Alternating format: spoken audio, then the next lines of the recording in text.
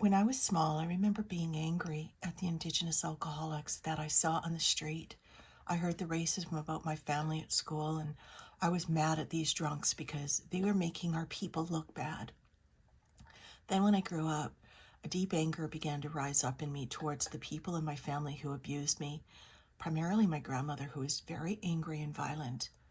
Then I think about my grandmother's father, who escaped a residential school. The only story I was told was that his escape was prompted by his being forced to eat his own excrement when he spoke his language instead of English. I don't know what else happened, and I don't really want to. Now I think about my grandmother's anger, how I wasn't shown love, affection, or one word of encouragement, and having violent acts and words inflicted upon me and my sister and brothers. Then I think about intergenerational trauma.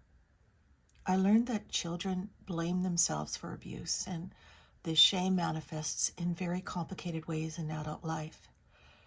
Then I think about what behaviors her father may have inflicted on her in his own anger and pain. I think about how much of our behavior is unconscious.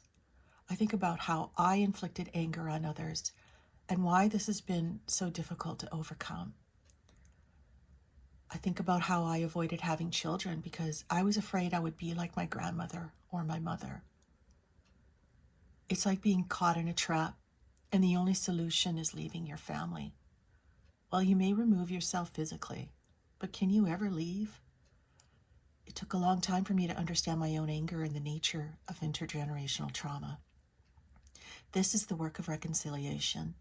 This is holding different truths in each hand, not knowing the answers, but being open to stepping aside and learning more as we grow more wise, more compassionate, and more understanding.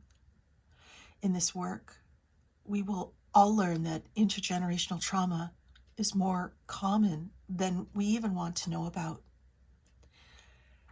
And what is beautiful about today, September 30th, what is hopeful about today is how our Indigenous communities are leading this healing, and by doing so, teaching the world how to respond to trauma. These words are my orange shirt today. Stand with us. We are your family too.